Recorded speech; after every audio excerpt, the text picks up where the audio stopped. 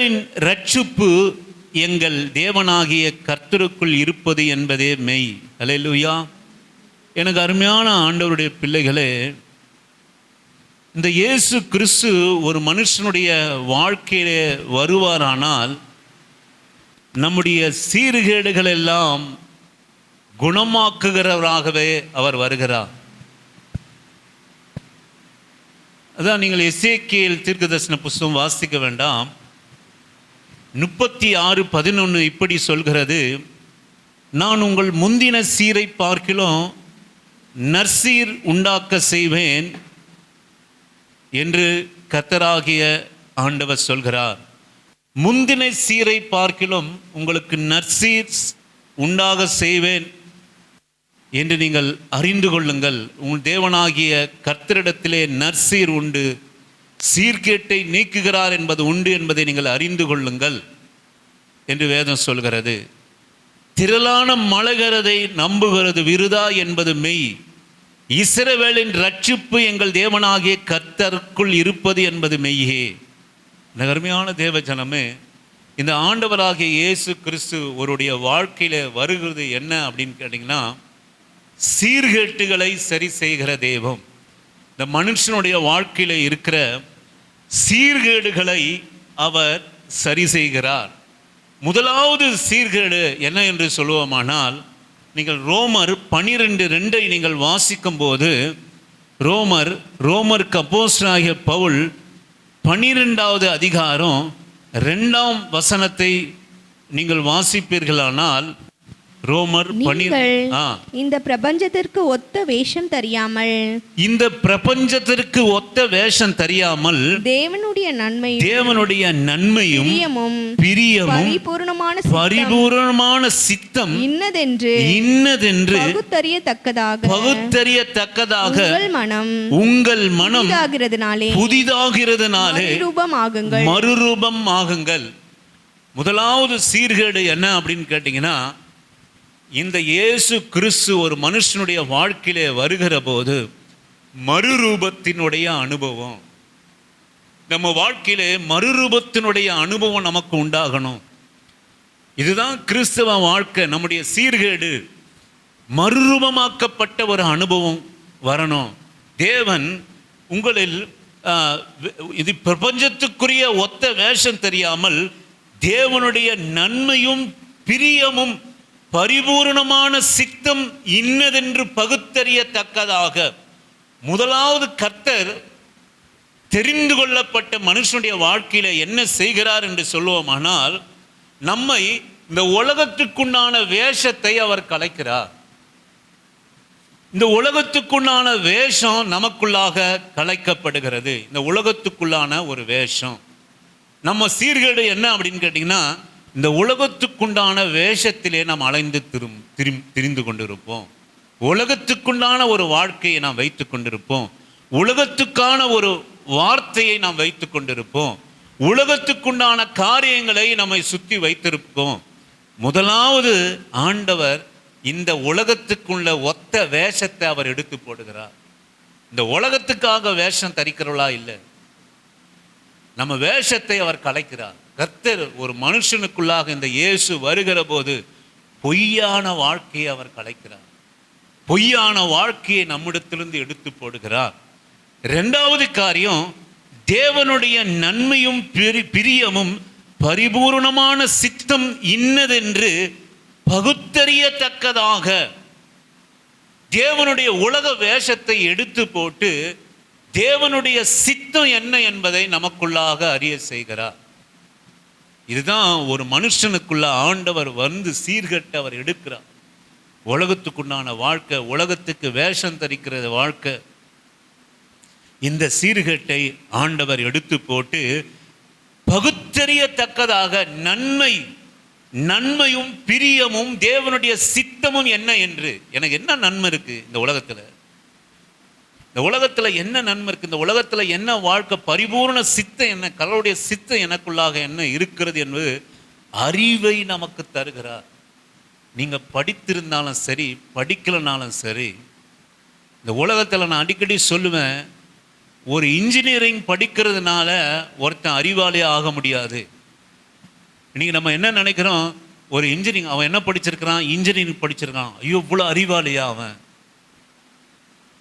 ஒரு சாதாரண ஒரு இந்த ஏரோநாட்டிக் இன்ஜினியரிங்கில் பலவிதமான இன்ஜினியரிங் இருக்குது. காரை குறித்து மெக்கானிக்கல் இன்ஜினியரிங், இப்படி பலதரப்பட்ட இன்ஜினியரிங் இருக்குது. நம்ம என்ன நினைக்கிறோம் அப்படின்னா, அவர் இன்ஜினியரிங் படிச்சுட்டு பெரிய வேலை செய்கிறாருமா, 1,00,000 மாதம் சம்பளம் வாங்குறாரு அப்படின்னு நம்ம என்ன நினைக்கிறோம், அப்பா என்ன ஒரு அறிவாளி அப்படின்னு நம்ம நினைக்கிறோம்.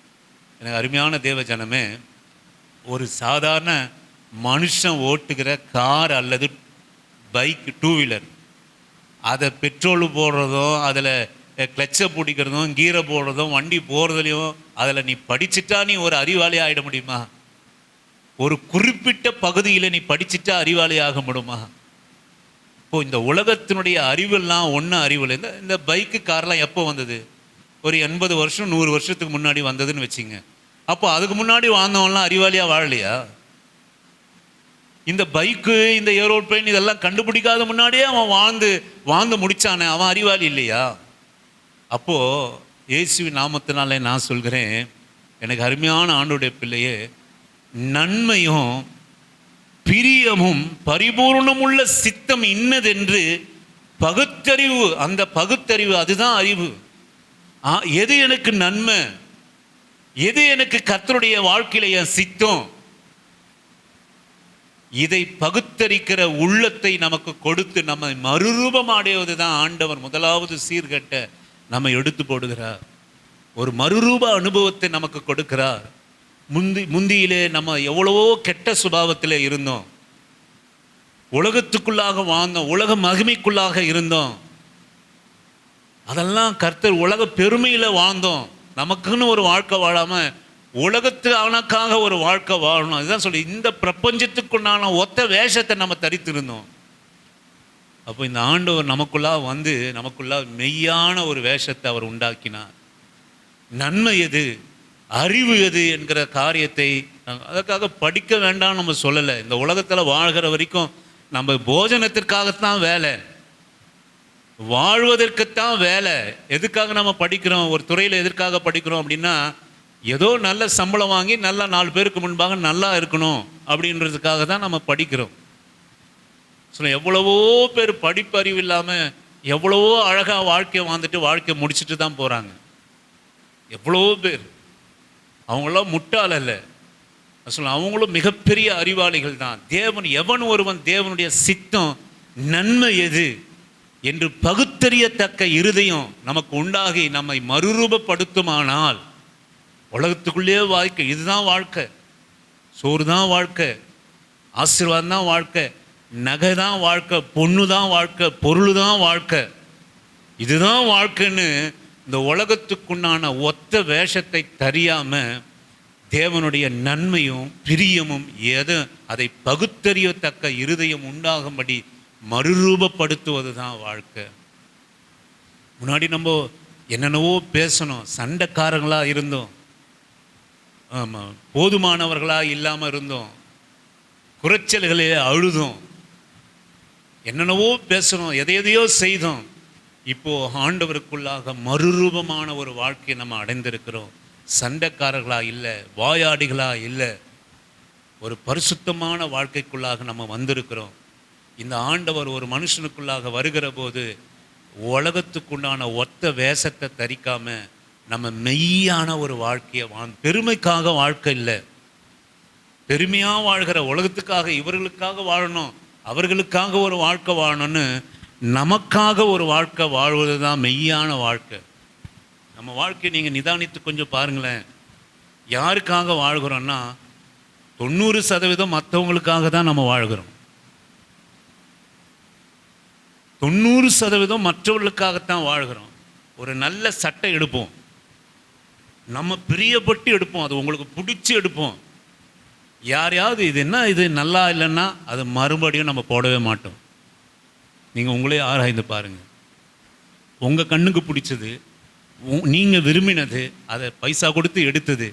ஆனால் ஒருத்தர் இது என்ன சட்டை நல்லாவே இல்லை, ஏதோ ஒரு மாதிரி இருக்குது இது அப்படின்னு சொன்னான்னா அந்த சட்டையாகிலும் அந்த புடவையாகலும் எடுத்து ஓர வச்சிடும். அவங்க ஒருத்தர் சொன்னாங்களே, நல்லா இல்லைன்னு சொன்னாங்களே, இதை நம்ம கட்டக்கூடாதுன்னு எடுத்து ஓரம் வச்சிருவோம். நான் சொல்கிறேன், மற்றவர்களுக்காக 90% மற்றவர்கள் என்ன போற்றணும், மற்றவர் என்ன புகழணும், மற்றவர்களுக்கு முன்பாக எங்கள் பிள்ளைகள் பெருமையாக வாழணும், இவைகளே மற்றவர்களுக்கு முன்பாக நான் பெருமையாக இருக்கும்படி நான் கார் வாங்கணும், மற்றவர்களுக்கு முன்பாக பெருமையாக வாழும்படி இதை செய்யணும். உங்களுக்கு நமக்கு தேவைன்னா நீ காராவது வாங்குங்க, ஏரோப்ளேனாவது வாங்குங்க, அது தப்பே கிடையாது. ஆனால் அடுத்தவர்களுக்காக ஒரு காரியத்தை செய்வது அது உலகத்துக்கு ஒத்த வேஷம் தரிக்கிறதாக இருக்கும். ஆண்டவர் எதை முதலாவது ஒரு ரட்சிப்புக்குள்ள மனுஷனுக்கு கொண்டு வர்றாருன்னா, யார் என்னை பற்றி சொன்னா என்ன, எனக்காக, என் குடும்பத்துக்காக, என் குடும்பினுடைய வருமானத்துக்காக நான் ஒரு வாழ்க்கையை வாழற வேஷமில்லாத வாழ்க்கை என்று வாழ்கிற மறுரூபத்தை கர்த்தர் கொடுப்பார். அந்த குடும்பத்தில் நீங்கள் அப்படி ஏற்படுத்தப்பட்ட ஒரு குடும்பத்தில் சந்தோஷம் இருக்கும், சமாதானம் இருக்கும், கணவன் மனைவிக்குள்ள நல்ல உறவு இருக்கும், பிள்ளைகளுக்குள்ளான நல்ல உறவு இருக்கும். ஏன் அப்படின்னா அவங்க உலகத்துக்காக அவங்க வாழலை. அந்த 4 பேருக்கு, ஒரு குடும்பத்தில் 4 பேர் இருப்பாங்கன்னா அந்த 4 பேருக்குண்டான வாழ்க்கை வாழுறாங்க. நீங்கள் எப்போவுமே கவனித்து பாருங்கள், நீங்கள் 4 பேருக்குண்டான வாழ்கிறது ரொம்ப எளிது. ஆனால் 40 பேருக்கு நீங்கள் வாழ்க்கையை வாழணும்னு நினச்சா அது ரொம்ப கடினம். 4 பேருக்கு சமைக்கிறது ரொம்ப எளிது, 40 பேருக்கு சமைக்கிறது கடினம். அப்போ நம்ம 4 பேருக்குண்டான வாழ்க்கையை நம்ம வாழ்ந்துட்டு உலகத்துக்கு வேஷம் தெரிக்காமல் வாழ்ந்துட்டு போனால் அது ரொம்ப எளிது. நம்ம எண்ணங்கள் சிந்தனைகள் எப்படின்னா, நம்மை சூழ்ந்திருக்கிற 40 பேருக்காக நான் ஒரு வாழ்க்கை வாழணும்னு நினைச்சீங்கன்னா அது ரொம்ப கஷ்டம். இதை ஆண்டவர் எடுத்து போடுறார். முதலாவது அந்த பெருமையை கர்த்தர் அவர் எடுத்து போட்டு நம்மை மறுரூபமாக்குகிறார். யார் என்னை பற்றி என்ன நினைச்சா என்ன, நான் ஒரு உத்தமமான ஒரு வாழ்க்கையை வாழறேன், எனக்குன்னு ஒரு கணவர் இருக்காங்க, எனக்குன்னு ஒரு பிள்ளைகள் இருக்காங்க, எனக்குன்னு ஒரு குடிசை இருக்குது, எனக்குன்னு ஒரு உணவை ஆண்டவர் வச்சிருக்கிறாரு, இந்த வாழ்க்கையை நான் நிம்மதியாக சமாதானமாக வாழ்ந்துட்டு போகிறேன் என்கிற அந்த மறுரூபத்தினுடைய எண்ணம் கர்த்தர் முதலாவது ரட்சிக்கப்பட்ட பிள்ளைகளுக்கு கொடுக்கிறார். ஆமென். அதுதான் கொடுக்குறார் ஆண்டவர். இதுதான் மறுரூபத்தினுடைய அனுபவம். இப்படி ஒரு வாழ்க்கை நம்ம வாழ்ந்துட்டோம்னா அனாவசியமாக யாருக்கிட்டையும் சண்டை போட மாட்டோம், அனாவசியமாக நம்ம யாரையும் நம்ம நினைக்க மாட்டோம். ஏன் அநேகர்கிட்ட நம்ம சண்டை போடுகிறோம்? அவங்க மேலே இருக்கிற ஒரு பொறாமையினால, அவங்களுடைய உயர்வுனால. இல்லை, ஏன் ஒருத்தரை நம்ம குறைவாக நினைக்கிறோம், ஏன் ஒருத்தங்களை அலட்சியமாக நினைக்கிறோம்? அவங்க இருக்கிற தாட்சினால அவங்கள மதிக்காமல் நடக்கிறோம். 2 இருக்கு இல்லைங்களா? அப்போ நம்ம மறுரூபப்பட்ட வாழ்க்கை உயர்ந்தவனையும் தாழ்ந்தவனையும் ஒழுங்காக பார்க்க சொல்லும். அதை ஒரு பொருட்டாக நம்ம எண்ணத்தில் நம்ம சிந்திக்க மாட்டோம். இந்த மறுரூபத்தை கொடுக்கிற போது நம்முடைய வாழ்க்கை போதும் என்கிற மனமே மிகுந்த ஆதாயம். ஆமே, போதும் என்கிற மனம் கர்த்தர் கொடுப்பார். என்ன தேவையோ ஆண்டவர் நிச்சயமாக நம்ம தேவைக்கு ஏற்றதை ஆண்டவர் நிச்சயமாக அவர் கொடுத்துட்டே இருப்பார். நம்ம தேவை விஸ்தாரமாகிற போது, நம்ம தேவைகள் பெருகிற போது நிச்சயமாக ஆண்டவர் நம்ம கையை ஆசீர்வதிப்பார், நம்ம சம்பளத்தை உயர்த்துவார், நம்ம எல்லையை விஸ்தாரமாக்குவார். நாம் இப்படிப்பட்ட மறுரூபத்தினுடைய அனுபவம் உலகத்துக்கு ஒத்த வேஷம் தெரியாமல் நமக்காக ஒரு வாழ்கிற வாழ்க்கை மறுரூபத்தினுடைய அனுபவத்தை ஆண்டவர் முதலாவது இந்த ரட்சிப்பின் தேவன் நமக்கு தருகிறார். 2வது காரியம், லூக்கா சுவிசேஷ புத்தகம் 8வது அதிகாரம் 26 - 29 வரை வாசிக்கும்படியாக உங்களை நான் அன்பாக அழைக்கிறேன். லூக்கா சுவிசேஷ புத்தகம் 8வது அதிகாரம் 26 - 29 வரைக்கும் வாசிக்கும்படியாக உங்களை அன்பான. பின்பு கலிலேயாவுக்கு எதிரான கதரேயருடைய நாட்டில் சேர்ந்தார்கள். அவர் கரையில் இறங்கின போது நெடுநாளாய் பிசாசுகள் பிடித்தவனும் வஸ்திரம் தெரியாதவனும் வீட்டில் தங்காமல் பிரேத கல்லறைகளில் கல்லறையிலே தங்கினோமாய் இருந்த அந்த பட்டணத்து மனுஷன் ஒருவன் அவருக்கு எதிராக வந்தான். அவன் இயேசுவை கண்டபோது கூக்குரலிட்டு அவருக்கு முன்பாக விழுந்து இயேசுவே, உன்னதமான தேவனுடைய குமாரனே, எனக்கும் உமக்கும் என்ன, என்னை வேதனைப்படுத்தாத உம்மை வேண்டிக் கொள்ளுகிறேன் என்று மகா சத்தத்தோடே சொன்னான். அந்த அசுத்த ஆவி அவனை விட்டு போகும்படி இயேசு கட்டளையிட்டபடினாலே சொன்னான். அந்த அசுத்தாவி வெகு காலமாய் அவனை பிடித்திருந்தது. அவன் சங்கிலிகளினாலும் விலங்குகளினாலும் கட்டுண்டு காவல் பண்ணப்பட்டிருந்தும் கட்டுகளை முறித்து போட்டு பிசாசினால் வனாந்தரங்களுக்கு துரத்தப்பட்டிருந்தான். சொல்லுவேன், அங்கே நீங்கள் 27வது வசனத்திலே, நெடுநாளாய் பிசாசுகள் பிடித்தவனும் வஸ்திரம் தரியாதவனும் வீட்டில் தங்காமல் பிரேத கல்லறையிலே தங்கியுணமாயிருந்த, இங்கே 29வது வசனத்திலே அவன் சங்கிலிகளினாலும் விலங்குகளினாலும் கட்டுண்டு காவல் பண்ணப்பட்டிருந்தும் கட்டுகளை முறித்து போட்டு பிசாசினால் வனாந்தரங்களுக்கு துரத்தப்பட்டிருந்தான். இரண்டாவது, கர்த்தர் இந்த இயேசு கிறிஸ்து நமக்குள்ளாக வருவாரானால் வீணாய் அலைந்து திரிகிற காரியத்தை நம்மிடத்திலிருந்து எடுத்து போடுவார். நீங்க ஒரு தேவனுடைய ரகசியத்தை நீங்க அறிந்து கொள்ளுங்க. வனாந்தரத்துக்கு பிசாசு செய்கிற சீர்கேடு, இரண்டாவது சீர்கேடு என்ன என்று சொல்லுவோமானால், தேவை இல்லாமல் நமக்கு அலைச்சலை உண்டாக்குகிற காரியம், தேவை இல்லாமல் ஒரு இடத்துக்கு பிரயாணம் செய்கிற காரியம், சுற்றி திரிகிற காரியம், மனம் அமைதலா இல்லாத காரியம், மனம் பொறுத்து இல்லாத காரியம். என்னதான் நன்மையிலே சங்கிலி போட்டு கட்டி அவனை வைத்திருந்தாலும் பிசாசு அவன் வனாந்தரத்திலே அவனை அலைய விட்டது. அலைந்து திரிகிற காரியம். ஆண்டவராகிய இயேசு கிறிஸ்து ஒரு மனுஷனுடைய வாழ்க்கையிலே வருவாரானால் வனாந்தரத்தினுடைய அலைச்சலை அவர் எடுத்து போடுவார்.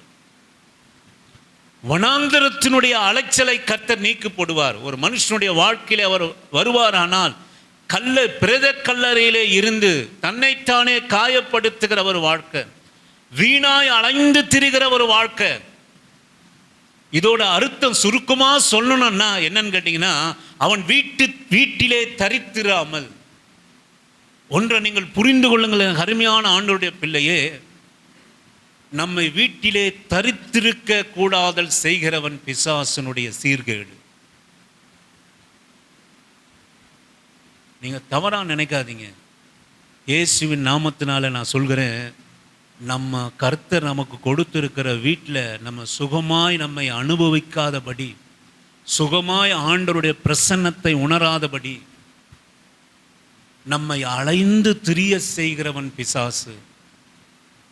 இந்த அலைந்து திரிதல் நமக்கு அவப்பெயரையும் அவமானத்தையும் தான் தருமே தவிர வேற எதுவுமே தராதுங்க. எதுவுமே தராது. தேவனுடைய சித்தம் இல்லாமல் நாம் செய்கிற காரியம், நம்ம அலைச்சல், வீணான நம்முடைய அலைச்சல்கள், வனாந்திரத்திலே அலைந்து திரிகிற காரியம், வீட்டிலே தரித்திராமல். நமக்கு ஆண்டவர் கொடுத்திருக்கிற வீட்டு மேல ஒரு இஷ்டம் இருக்காது, ஒரு பிரியம் இருக்காது. வீடு என்று சொல்லுவோமானால் வெறும் கட்டிடத்தால் ஆனது மாத்திரம் அல்ல, வீட்டில் இருக்கிற உறவுகள், வீட்டில் இருக்கிற பிள்ளைகள், வீட்டில் இருக்கிற ஆசீர்வாதங்கள், வீட்டில் இருக்கிற பூச்செடிகள், வீட்டில் இருக்கிற சமையலறை, வீட்டில் இருக்கிற படுக்கை அறை, இவைகளை ஒன்றையும் நாம் அனுபவிக்க கூடாதபடிக்கு பிசாசு எப்பவுமே நம்மை வனாந்திரத்திலே வைத்திருப்பான். இந்த சூழ்நிலையிலே நமக்கு ஒரு அமைதல் இருக்காது, இந்த சூழ்நிலையிலே நமக்கு ஒரு திருப்தி இருக்காது. இந்த சூழ்நிலையை பிசாசு வெறுமையா மாற்றிடுவான். கணவன் மனைவியுடைய அன்பு சிநேகத்தை வெறுமா மாற்றுவான், பிள்ளைகளுடைய அன்பின் சிநேகத்தை வெறுமையா மாற்றுவான், நமக்கு கொடுத்திருக்கிற சுதந்திரங்களை வெறுமையா மாற்றி அலைந்து திரிகிற வனாந்தரத்திலே சுற்றி திரிகிற ஒரு அனுபவத்தை, ஒரு சீர்கேடை பிசாசு வைப்பான். இயேசுவின் நாமத்தினால நான் சொல்கிறேன், உங்களுக்கு கொடுத்திருக்கிறதிலே நீங்கள் மகிழ்ந்து களி கூறணும். குடிசையானாலும் சரி, எந்த காரியமானாலும் சரி, நான் சொல்லுவேன், விளக்கில்லாத வீடுகளிலே கூட ஒரு இன்பம் இருக்குங்க. நாங்களாம் சின்ன வயசில் வாழ்ந்துருக்கிறோம், எங்களுக்கு கரண்ட்லாம் கிடையாது. விளக்கில்லாத வீட்டில் எத்தனை இன்பம், சாயந்தரம் பொழுதானால் அந்த சிறு விளக்கின் வெளிச்சத்திலே அமர்ந்து சாப்பிடுவது, எல்லாரும் ஒன்றா உட்கார்ந்து சாப்பிடுவது. நான் சொல்லுவேன், ஃப்ரிட்ஜ் இல்லாத வீடுகளில் இருக்கிற இன்பம் உங்களுக்கு தெரியுமா? இதெல்லாம் இந்த விஷயத்தெல்லாம் நம்ம இழந்து போகிறோம். அன்றைக்கு சாயந்தரம் வேலை முடித்து வந்து அந்த ஒரு சிறு பைசாவை கொண்டு வந்து, 5 ரூபாய்க்கு மிளகாத்தூள் வாங்கிக்க, 1 ரூபாய்க்கு கடுகு உளுத்தம் பருப்பு வாங்கிக்க, 2 ரூபாய்க்கு உப்பு வாங்கிக்க, கல் உப்பு, அப்படியே ஒரு 5 ரூபாய்க்கு நெத்திலி வாங்கிக்க, கருவோடு வாங்கிக்க என்று சொல்லி அனுப்பி வைப்பாங்க. இல்லை, அங்கே ஒரு அப்பளம் பாட்டி ஒருத்தவங்க இருப்பாங்க, மலையாளி, ஒரு அப்பளம் வச்சுருப்பாங்க, 1 ரூபா தான் கொடுப்பாங்க. 1 ரூபா போய் அப்பளம் வாங்கிட்டு, அப்படியே வரைச்சா அப்பளம் வாங்கிட்டு வாங்க அப்படின்னு சொல்லுவோம். அப்படியே ஃபாஸ்ட்டாக பைக் எடுத்துகிட்டு, பைக்குனா கால் தான், அதை எடுத்துட்டு போயிட்டு கடையில் போயிட்டு அப்படியே வாங்கிட்டு ஓடி வந்து அப்படியே வீட்டில் கொடுத்துட்டு மறுபடியும் வெளியே போய் அந்த ஃப்ரெண்ட்ஸுங்களோடு கூட நிலா வெளிச்சத்தில் விளையாடி மறுபடியும் அதை சமைக்கிறதுக்குள்ளாக கொதிக்கும். அப்படியே அந்த அப்பளம் பொரிச்சு அந்த சுட சுட வச்சு இதை குழம்பு, அந்த இன்பம் நமக்கு என்றைக்குமே வராது. ஆமென், ஹல்லேலூயா. காலையில் வச்சு இதை சுட வச்சு போடுற அந்த அனுபவம், இதெல்லாம் பிசாசு நம்மகிட்ட எடுத்து போடுவோம். இதில் இருக்கிற இன்பம், பிள்ளைகளோடு கூட அமர்ந்து சாப்பிடுகிறது, சாப்பாட்டை ருசித்து சாப்பிடுகிறது. சில பேர்லாம் சாப்பிடுகிற போதே 1008 எண்ணம். யாராவது வாய் பேசுறவங்கிட்ட உட்காந்து சாப்பிட்டா தான் சாப்பிட்ட மாதிரி திருப்தியாக இருக்கும். அந்த அக்கா கூட சாப்பிட்றது, இந்த அக்கா கூட சாப்பிட்றது. சில பேர்லாம் சாப்பாடு கொண்டு போய் பக்கத்து வீட்டுக்கு கட்டின்னு போயிடுவாங்க. ஊர்க்கதை பேசிகிட்டே சாப்பிட்லாம் வனாந்தரத்தில். நான் சொல்லுவேன், ஆண்டவர் வைத்திருக்கிற இன்பம் வனாந்திரத்தில் அலைந்து நம்ம இருக்கிறதுல அனுபவிச்ச மாதிரி. நான் ஒரு காலத்தில் அனுபவித்தேன். இந்த வனாந்திரத்தில் அலைந்து திரிகிற வாழ்க்கையில் நான் இருந்தேன். பிசாசு அதில் கொண்டு போனான், என்ன கொண்டு போனான். அலைவேன், எங்கேயாவது சைக்கிளை கொண்டு போயிட்டு ஃப்ரெண்ட்ஸுங்க வீட்டில் அப்படி இப்படி அதாவது நிம்மதி கிடைக்குமா அப்படின்னு அலைவேன். எனக்கு வனாந்திர வாழ்க்கை, அலைந்து திரிகிற வாழ்க்கை தெரியும். ஆனால் சொல்லுவேன், அவைகளெல்லாம் அவமானத்தை தான் நம்ம வாழ்க்கையில் கொடுக்குமே தவிர சீர்கேடை தான் கொடுக்கும். மற்ற வீடுகளில் நாம் வாசல் படியில் வீணாய் கால வைப்போம்னா நமக்கு அவமானத்தை கொடுக்கும், சீர்கேட்டை கொடுக்கும், சீர்கேட்டை கொடுக்கும். நான் சொல்லுவேன், ஆண்டவர் நமக்கு கொடுத்திருக்கிற அவன் வீட்டிலே தரித்திராமல். இதெல்லாம் பெரிய, நம்ம நினைக்கிறோம் பிசாசுகளை துரத்தினா ஆண்டவர் என்று நாம் நினைக்கிறோம். அவன் வீட்டிலே தரித்திராம நல்ல இடத்துல கட்டி சங்கிலியில் கட்டி போட்டோம். அவன் எங்கே போனான்னா அறுத்துக்கணும், வனாந்தரத்துக்கு போனான். அறுத்துக்கணும். நம்முடைய இருதயம் எப்போவுமே வனாந்தரத்தில் சுற்றி திரிகிறதுக்கே நமக்கு பிரியம், சுற்றி திரிகிறதுக்கே நமக்கு பிரியமாக இருக்கும். எனக்கு அருமையான தேவ ஜனமே, நான் சொல்லுவேன், ஆண்டவர் நமக்கு கொடுத்திருக்கிற ஆசீர்வாதங்களை நம்மை அனுபவிக்க கூடாதபடிக்கு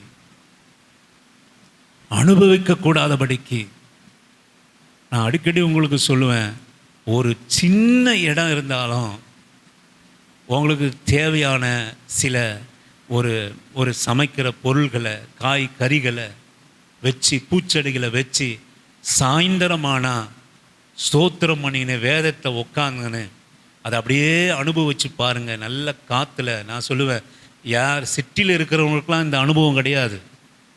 அவன் என்ன பண்ணுறான், அந்த பிசாசோட பிள்ளைங்க பாருங்க, ஒருத்தர் மேலே ஒருத்தர் ஏறிக்கிட்டு இருக்கிறது தான் அவனுக்கு பிடிக்கும். சாக்கடை தண்ணி அவனுக்கு பிடிக்கும். ஏன் இங்கே வந்து நம்ம அவங்களால குடியிருக்க முடியாதுன்னா, நான் சொல்லுவேன், நம்ம ஆசீர்வதிக்கப்பட்டதுனால தான் இங்கே வந்து இருக்கிறோம். நல்ல காற்று, நல்ல பசுமையான சூழ்நிலை, இவைகளெல்லாம் சிட்டியில் இருக்கிறவங்களுக்கு கிடைக்காது. ஆட்கள் கிடைப்பான் பேசுறதுக்கு. அவன் எப்படி அவன் நேரத்தை செலவழிக்கிறான்னா, முக்காவாசி சீர்கேட்டில் செலவழிக்கிறான். அடுத்தவங்களை பற்றி பேசி சீர்கேட்டில் செலவழிப்பான். ஆனால் நான் உண்மையாக சொல்லுவேன், இயேசுவின் நாமத்தினாலே நம்மளாம் ஆசீர்வதிக்கப்பட்டவங்க. இப்படிப்பட்ட ஒரு இடத்துல வாழ்வதற்குண்டான ஆதாயத்தை நமக்கு ஆண்டவர் கொடுத்ததற்காக அல்லேலூயா, ஆமென், ஆமென். ஒரு பொல்யூஷன் இல்லாத ஒரு வீடு, அழகா நட்டா முளைக்கிற வீடு, சாயந்தரத்தில் உன் கண்கள் பசுமையானதை பார்க்கிறத வீடு, ஒரு மரத்தோட காற்று நிழல் இவைகளை அனுபவிக்கிற சூழ்நிலை, இதெல்லாம் ஆண்டவர் கொடுக்கறதுங்க. இதெல்லாம் நம்ம இருதயத்திலிருந்து எடுத்து போட்டுருவான். எதை இன்பமாக வைப்பானா, எங்கேயாவது போய் யார்கிட்டலாம் பேசலாமா? என்ன பேசுவீங்க? என்ன பேசுவீங்க சொல்லுங்க? என்ன பேசுவீங்க? என்ன பேசுவீங்க? ஒரு ஆள்கிட்ட என்னதான் பேச முடியும்? என்ன இருக்கிறீங்க, நல்லா இருக்கிறீங்களா, எப்படி இருக்கீங்க, அதை தானே பேச முடியும். அதுக்கு மேலே என்ன பேசுவீங்க? அப்போ மணிக்கணக்கில் உட்காந்து பேசுறீங்களா? என்ன பேசுறீங்க? சீர்கேடு, சீர்கேடு. உனக்கு கொடுத்திருக்கிற ஆசீர்வாதத்தை நீ இழந்து விட்டு சீர்கேட்டில், பிசாசு வனாந்தரத்தில், பிரத கல்லறையில் கொண்டு போய் சங்கிலியில் கட்டி போட்டாலும் சரி, அதை அறுத்துக்கின்னு வனாந்தரத்தில் ஓடுகிற வாழ்க்கை. ரெண்டாவது காரியம், ஆண்டவர் அந்த பிசாசுகளை துரத்தினார். நீங்கள் அடுத்து நீங்கள் வாசிங்கள் 35வது அதே அதிகாரத்திலே 35வது வசனம். நீங்கள் இதெல்லாம் கொஞ்சம் கவனமாக நீங்கள் எடுத்துக்கொள்ளுங்க வசனத்தை. இதெல்லாம் சம்பவித்ததை பார்க்கும்படி ஜனங்கள் புறப்பட்டு இயேசுவினிடத்தில் வந்து பிசாசுகள் விட்டு போன மனுஷன் வஸ்திரம் தரித்து இயேசுவின் பாதத்தருகே உட்கார்ந்திருந்து புத்தி தெளிந்திருக்கிறதை கண்டு பயந்தார்கள். ஆமென். புத்தி தெளிந்த புத்தி உள்ளவர்களாக நம்ம முன்னாடி நம்ம தியானம் பண்ண மறுரூபம், நன்மையும் அந்த உணர்வை அறிந்து கொள்ள புத்தி உள்ளவர்களாக நீங்க மாறணும். அது புத்தி, நமக்கு அந்த புத்தி இருக்கணும். இங்கே பிசாசு துரத்தப்பட்ட உடனே பிரதக்கலை இன்பமாயிருந்த பிசாசு பிடித்திருந்த மனுஷன், சங்கிலியாலே கட்டி போட்டு வனாந்தரத்துக்கு ஓடி போன மனுஷன், சங்கிலிகளாலே வீட்டின் அருகே கட்டி போட்டிருந்தோம், சங்கிலியை அறுத்து கொண்டு வனாந்தரமே வாழ்க்கை என்று தெரிந்து கொண்டிருந்த மனுஷன், பிசாசு துரத்தப்பட்டவுடனே இயேசுனுடைய பாதத்திலே அமர்ந்திருக்கிற ஒரு வாழ்க்கை, இயேசுனுடைய பாதத்திலே அமர்ந்திருக்கிறதை கண்டு அநேகர் ஆச்சரியப்பட்டாங்க. நான் சொல்லுவேன், இயேசுவின் நாமத்தினாலே நம்ம வாடகை வீட்டில் இருக்கலாம், இல்லை ஒரு சின்ன குடிசையில் இருக்கலாம். ஆனால் இயேசுவின் நாமத்தினாலே நான் சொல்கிறேன், ரட்சிக்கப்பட்ட உங்களுக்கும் எனக்கும் இயேசுவினுடைய பாதம் எந்த இடத்திலும் இருக்கிறது. ஆமென், அல்லேலூயா. நீ வசிக்கிற, நீ ஆராதிக்கிற, நீ வாசம் செய்கிற, நீ துதிக்கிற இந்த இடத்திலே ஆண்டவருடைய பாதம் இருக்கிறது. பிசாசு துரத்தப்பட்ட மனுஷன் சீர்கேடு நீங்கின பிறகு எங்கே அமர்ந்திருந்தான் அப்படின்னு கேட்டிங்கன்னா, இயேசுனுடைய பாதத்தில் அமர்ந்திருந்தான். வஸ்திரம் தரித்தவனா, வனாந்தரம் இன்பமா இல்லை, பிரதக்கல்லறை இன்பமா இல்லை, எத்தனை கடினமான சங்கிலி போட்டு கட்டி போட்டாலும் அவ்வளவு ஆர்வமாக வனாந்தரத்துக்கு ஓடி போனவன், இன்றைக்கு பிசாசு போய் சீர்கேடு போன உடனே அவன் சொல்லுவேன், இயேசுனுடைய பாதத்தில் அமர்ந்திருக்கிற இன்பம் நீங்கள் அதை அனுபவிக்கணும். நீங்கள் ரட்சிக்கப்பட்டு ஒரு அடையாளம், உங்கள் சீர்கேடு நீங்கினது என்பதற்கு அடையாளம் என்ன அப்படின்னா, ஆண்டவருடைய பாதத்திலே அதிகமாக நேரத்தை செலவழிக்கிறத விரும்புவீங்க. அது ஆராதனையாக இருக்கலாம், அது ஜபமாக இருக்கலாம், அது ஸ்தோத்திரமாக இருக்கலாம், அது வேத வாசிப்பாக இருக்கலாம். ஒன்றுமே இல்லாமல் உட்காந்துட்டு ஆண்டவரை சிந்தித்து, உங்கள் வாழ்க்கையை சிந்தித்து, உங்கள் பிள்ளைகளுடைய வாழ்க்கைக்காக நீ ஒன்றும் பெரிய அப்படியே முழங்கால் படிக்கிட்டு கதறி கண்ணீர் விட்டு ஜெபம் பண்ண தேவையில்ல. அமைதியாக ஒரு உட்காந்து உன் பிள்ளைகளுடைய வாழ்க்கையை நினைச்சு, உன் சூழ்நிலையை நினைச்சு, அப்பா உன் கண்ணுக்கு முன்பாக இருக்கிறதுக்கு நன்றி சொல்லி, உன் கண்களுக்கு குறைவாக இருக்கிறதுக்கு ஸ்தோத்திரம் பண்ணி, ஆண்டவரே இதை குறைவுகளெல்லாம் நிறைவாக்குங்க, ஆண்டவரே நீ கொடுத்ததற்காக நன்றி என்று பாதத்திலே அமர்ந்து கொள்கிற பாக்கியத்துக்குள்ளாக நீங்கள் நடத்தப்படுவீங்க. இது ஆண்டவர் உங்களுடைய வாழ்க்கையில சீர்கேட்டை நீக்கி இருக்கிறார் என்பதற்கு உண்டான அடையாளம். என் சொந்த வார்த்தை இல்லை, நம்முடைய வாழ்க்கையில ஆண்டவர் சீர்கேட்டை நீக்கி இருக்கிறார் என்பதற்கு அடையாளம், உன் வீட்டு வேலையை நீ புலம்பிக்கிட்டு செய்ய மாட்ட, அது சாமான் துளைக்கிறதா இருந்தாலும் சரி, அது துணி துவைக்கிறதாக இருந்தாலும் சரி, சமைக்கிறதா இருந்தாலும் சரி, வீட்டை சுத்தம் பண்ணுறதாக இருந்தாலும் சரி, பள்ளம் நோண்டிருந்தாலும் சரி, நீ நோண்டி ஒரு செடியை வச்சு அதுக்கு தினமும் தண்ணி ஊற்றுவதாக இருந்தாலும் சரி, அதை கண்டு ரசிப்பதாக இருந்தாலும் சரி, நான் சொல்லுவேன் உனக்கு அது ஒரு இடையூறாக இருக்காது, இன்பமாக மாறும். அல்லேலூயா, ஆமே. நீங்கள் பின்னாடி போய் பாருங்கள், அந்த இடத்துல ஒன்றுமே இருக்காது, பெரிய ஒரு சூழ்நிலை இல்லை. ஆனாலும் அந்த இடத்துல என்னை ஒரு நாள் 8 ஹவர் அங்கே உட்கார சொன்னாலும் என்னால் உட்கார முடியும். ஆமேன், அல்லேலூயா. மேல் வீட்டு அறையில் நான் சொல்லுவேன், கீழே வராமல் அநேக மணி நேரங்கள் அந்த மேலையிலே உட்கார்ந்து இருக்கிறதும் என்னுடைய அனுபவத்தில் உண்டு. ஏன் என்று சொல்லுவோமானால், நான் சொல்லுவேன், இருக்கிற சூழ்நிலைகளிலே ஆண்டவர் இருப்பானால், நீ தனிமையாக இருந்தால் கஷ்டம், ஆண்டவரை நீ சேர்த்து கொண்டு நீங்கள் இருவரும் இருப்பீர்களானால் நீ தனிமை இல்லை, கர்த்தர் உன்னோடு கூட இருக்கிறார். ஆமேன், ஆமேன். ஆண்டவர் இங்கே தான் இருக்கிறார், அங்கே இல்லை. ஆண்டவர் இங்கே தான் இருக்கிறார். கர்த்தர் உனக்கு கொடுத்ததுல தான் இருக்கிறார். உனக்கு கொடுத்திருக்கிற கணவன் மனைவி உறவில் இருக்கிறார், உனக்கு கொடுத்திருக்கிற பிள்ளைகளிடத்தில் இருக்கிறார், உனக்கு கொடுத்திருக்கிற வீடு வாசலில் இருக்கிறார். ஆமென். கர்த்தர் தான் உனக்கு கொடுத்தார், அதனால தான் அவர் அங்கே இருக்கிறார். வனாந்தரத்தை உனக்கு கொடுக்கல, பிரத கல்லறையை உனக்கு கொடுக்கல, சங்கிலியில உனக்கு கொடுக்கல. எனக்கு அருமையான ஆண்டோடைய பிள்ளையே, 2வது சீர்கேடு, நாம் அலைந்து திரிந்து கொள்ளாக இல்லை. நான் சொல்லுவேன், அனாவசியமாக நம்ம ஒரு வீட்டுக்கு போவோமானால் அவர்கள் ஏதோ ஒன்று நேரடியாக பேசுவாங்க, ஆனால் அவர்கள் பின்புறமாக ஏதோ ஒன்று அவர்கள் நம்மை குறித்து சொல்லுவாங்க. எனக்கு அருமையான கர்த்தருடைய பிள்ளையே, நீ தனியாக இல்லை, ஆண்டவர் உன்னோடு கூட இருக்கிறார். உனக்கு எந்த கஷ்டமானாலும் சரி, நீ நம்ம கொடுத்துருக்கிற வீட்டில் நம்ம தனியாக இல்லை, கர்த்தர் கொடுத்திருக்கிறார், கர்த்தர் நம்மோடு கூட இருக்கிறார். ஆண்டவர் நமக்கு கொடுத்திருக்கிற சுதந்திரத்தில் நம் மகிழும்படியாக அந்த சீர்கேட்டை ஆண்டவர், அலைந்து திரிகிற சீர்கேட்டை நீக்கி அமைதியுள்ள ஜீவனம் பண்ணுகிற சீர்கேட்டை நமக்கு தருகிறார். ஆமென், அல்லேலூயா. 2வது ஆண்டவர் உங்கள் வாழ்க்கையில், என் வாழ்க்கையில் வருவாரானால், நான் சொல்லுவேன், ஒரு சின்ன குடிசையாக இருந்தாலும் சரி, உன்னை மகிமையாய் அந்த இடத்துல வைத்து அதிலே மகிழ செய்து அமைதியுள்ள அந்த வாழ்க்கையை அந்த குடிசையிலே தர கர்த்தர் வல்லவராக இருக்கிறார். ஆமென், அல்லேலூயா. எனக்கு அருமையான பிள்ளைகளே, இந்த வனாந்தரத்தை ஆண்டவர் இந்த நாளிலே நம்மிடத்தில் எடுத்து போடுகிறார்.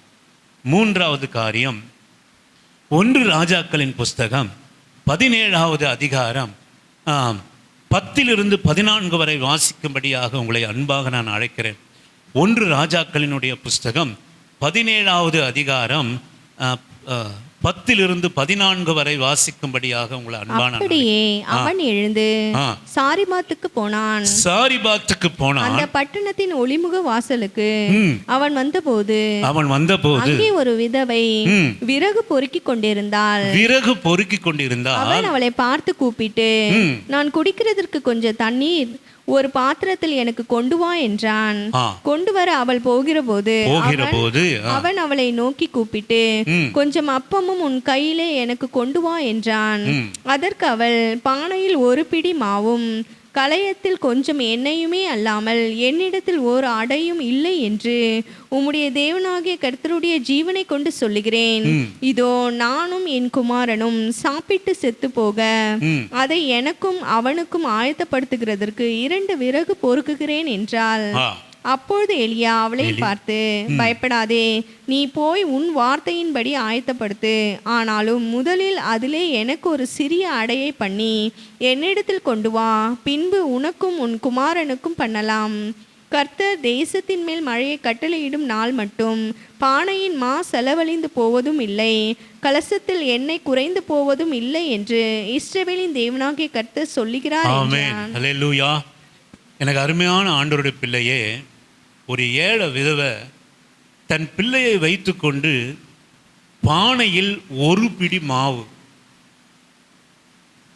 கலயத்தில் கொஞ்சம் எண்ணெய், 1 பிடி மாவு, கொஞ்சோண்டு எண்ணெய், இதற்கு பிறகு எங்கள் வாழ்க்கையில் ஒன்றுமே இல்லை, இதற்கு பிறகு அந்த கொஞ்சம் மாவையும் கொஞ்சம் எண்ணெயையும் எங்களுக்கு கொடுப்பவர்கள் இல்லை, சம்பாதிப்பதற்கு திறன் இல்லை, நாங்கள் அனாதியாக விடப்பட்டிருக்கிறோம், எங்களுக்கு எந்த ஆசீர்வாதமும் இல்லை, இது மாத்திரமே எங்களுக்கு மிஞ்சினது இதுதான், ஒரு பிடி மாவு இருக்கு, கொஞ்சம் எண்ணெய் இருக்கு, இவைகளை சுட்டு புசித்து இதன் பிறகு எந்த ஆசீர்வாதம் எங்களுக்கு இல்லாதபடியினாலே சாப்பிட்டு செத்து போவதற்காக நானும் என் பிள்ளையும் விறகு பொறுக்கிறோம் என்று சொன்னோம். எனக்கு அருமையான ஆண்டவருடைய பிள்ளையே, மூன்றாவது காரியம், இந்த ஆண்டவர் நம்முடைய சீர்கேட்டை நீக்குவாரானால் நீங்கள் வாசித்து பாருங்கள். கர்த்தர் தேசத்தின் மேல் மழையை கட்டளையிடும் நாள் மட்டும் பானையின் மா செலவழிந்து போவதும் இல்லை, கலசத்தின் எண்ணெய் குறைந்து போவதும் இல்லை என்று இஸ்ரவேலின் தேவனாகிய கர்த்தர் சொல்கிறார். இந்த ஆண்டவர் உண்மையாக ஒரு மனுஷனுடைய வாழ்க்கையிலே வருவாரானால், அவனு எவ்வளவு குறைவுள்ள மனுஷனாக இருந்தாலும், எவ்வளவு தரித்திரமான மனுஷனாக இருந்தாலும், யாரால் கைவிடப்பட்ட மனுஷனாக இருந்தாலும், எத்தனை பஞ்சகாலத்திலே இருந்தாலும், எத்தனை வறுமையிலே இருந்தாலும், இயேசு கிறிஸ்துவண்டை வரும் பிள்ளைகளுக்கு ஆண்டவர் கொடுக்கிற சுதந்திரம், நான் சொல்லுவேன், அவர் ஆசீர்வதிக்கிற தேவன், ஆசீர்வாதத்தினுடைய குறைச்சலின் சீர்கேட்டை எடுத்து போடுகிற தேவன். ஆமென். ஆசீர்வாதத்தின், நான் சொல்லுவேன், இந்த பிள்ளைகள் இறைந்து திரிவதே இல்லை, உண்மையாய் ஆண்டவரை ஏற்றுக்கொண்டு ஆண்டவருக்காக காத்திருந்து ஜப வாழ்க்கையிலே, ஆராதன வாழ்க்கையிலே, சபை வாழ்க்கையிலே உண்மையும் உத்தமமாக அவன் கேட்கிறான். சரி போகட்டும், முதலாவது அந்த மாவிலே அந்த எண்ணெயில எனக்கு சுண்டு கொண்டு வா, பிறகு உன் பிள்ளைக்கு கொடுக்கலாம். அது சொல்லுவேன், ஆண்டவர் இதோ எதை காட்டுகிறது என்று சொல்லுவோமானால், எப்படிப்பட்ட சூழ்நிலையிலும் தேவனுடைய வார்த்தையை விட்டுவிடாத ஒரு காரியம், தேவனுடைய அன்பை விட்டுவிடாத காரியம், தேவனுடைய சபை கூடுதலை விட்டுவிடாத காரியம், எந்த சூழ்நிலையிலும் அவன் அந்த மனுஷி கேட்கல, நீ உனக்கு கொஞ்சமாவது இரக்கம் இருக்கா, நானும் என் பிள்ளையும் ஏதோ கடைசி போஜனத்தை நாங்கள் சாப்பிட்டு செத்து போகிறதுக்காக என்று அந்த வார்த்தை நான் உன்னிடத்தில் சொல்கிறேன். நீ சொல்கிறாய், முதலாவது எனக்கு சுட்டு அதை கொடு, பிறகு உன் பிள்ளையும் நீ சாப்பிடுங்க என்று. உனக்கு கொஞ்சமாவது இரக்கம் இருக்கா?